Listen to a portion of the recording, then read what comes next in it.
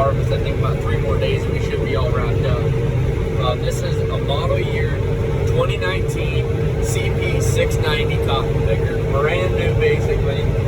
Second season it's had on it, and they have trusted me to run this. This operation runs, we're running 9 pickers here and 2 pickers up north at their other location. One of those pickers just got shipped down here 2 days ago, so we've actually just been running 10 pickers for the last couple days, knocking out about 700 acres a day is all.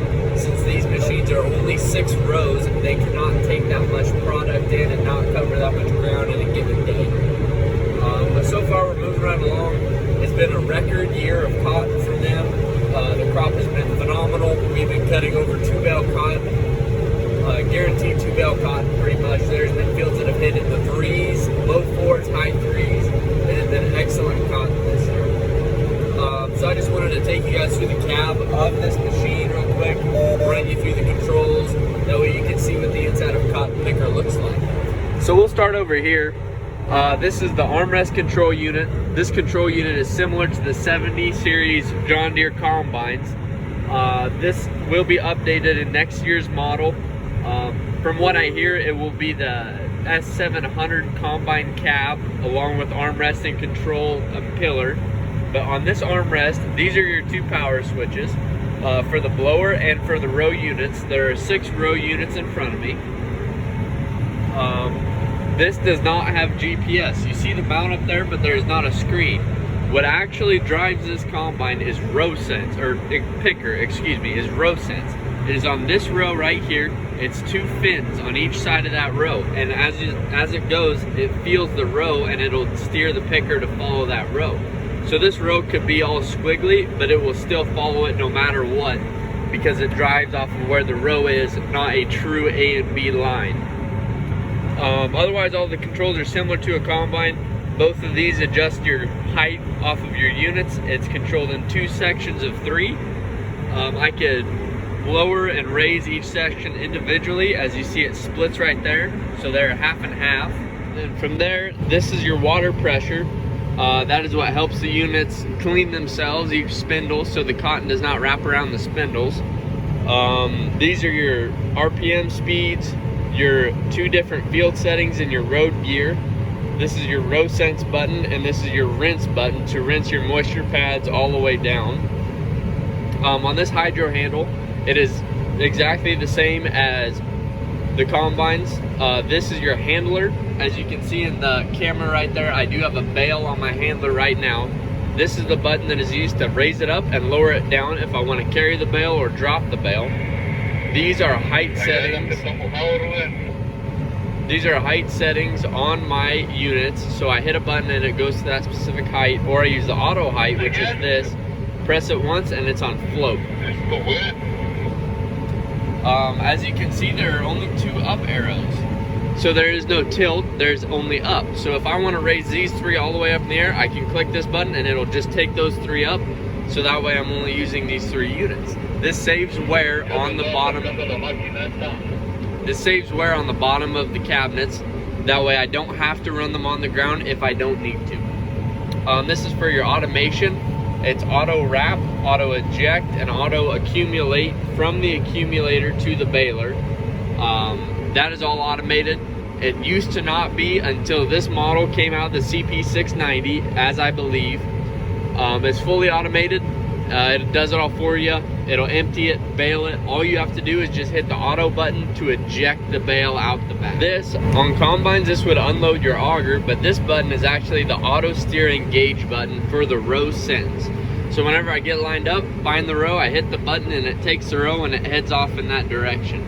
Now, this field is one of the poorest fields we've harvested this year. It got flooded out and it was drought conditions, so it does not look very well.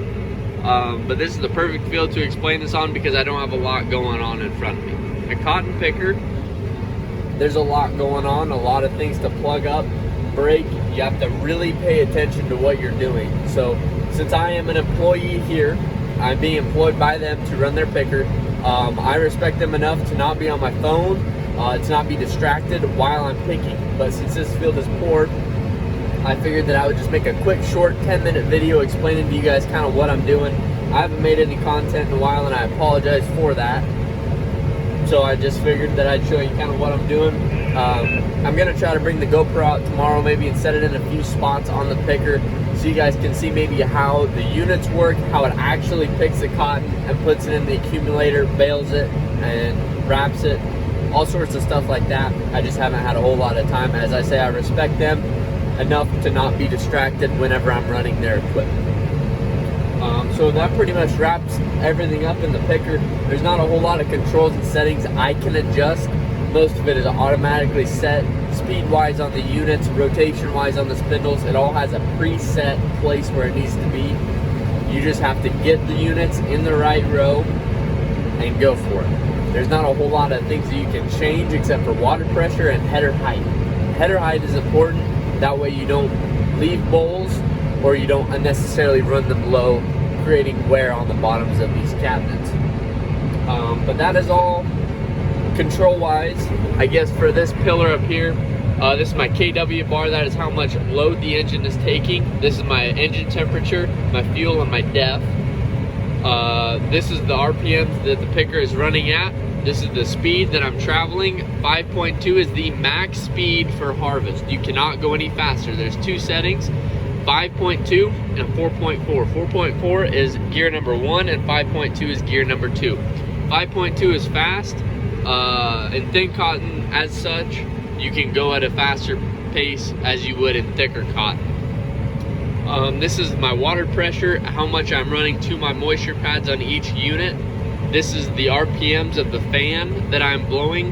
The fan uses, this is all air fed. Each unit has air ducts right there that blow the cotton through the air duct up the side chutes into the accumulator. There is a side chute and air duct for every single unit, which gets fed into the accumulator. This is the bar on the accumulator. As you see, it's full and it's baling. It's currently baling right now. It's taking what is in the accumulator and putting it in the baler. It takes 5 full accumulators to make a bale, and this is what my bale is. Right now it is 51 inches. The goal for a cotton bale is to create a 92 inch to 94 inch cotton bale.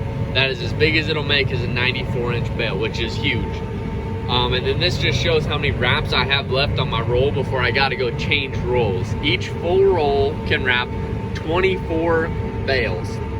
And this season, right now I have made 1,633 bales, but that is in 2 years.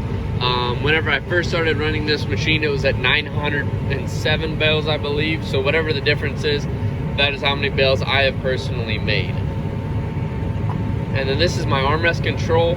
This will show graphs on if everything is running okay. It's green. If something starts to choke up as such, it'll let me know and alert me with a sound or a buzzer. But anyway, as I was saying, this tells the moisture of the cotton. This is how much a bale weighs. The average bale weight is about 5,500 to 6,000 pounds, depending on the moisture of the cotton. Heavier moisture equals heavier bale. A lighter moisture equals a lighter bale. And this just kind of tells me basically the temperatures, RPM, speeds, everything of the picker is right here stat-wise. And that is pretty much it with the picker, until we go outside in the next video that explains, I'll try to explain baling processes, loading processes, what each unit does, daily routines, and just that tells. So tomorrow I'm gonna try to do like a daily routine, how everything works, get everything straightened out mechanical wise for you guys, so we know how exactly a cotton picker works. And I'll try to take some videos of, this is Adrian right here. He is one of the other picker drivers. We've been kind of working in the same field together, but maybe I can get a good video of him ejecting the bale. That way you guys can see from behind what it looks like when that bale comes out of the baler. But I think that is all for today's video. I'll try to get this uploaded same day, so the day you see this is the day it's being filmed. From here on out to the end of harvest, I'm gonna try to make a video every day just explaining something new. There aren't gonna be long videos. This is on my phone. Once again, so I'm sorry for the picture quality or sound quality of these videos. These are just gonna be kind of quick snippets of cotton harvest in South Texas. Thank you guys, and we'll see you in the next video.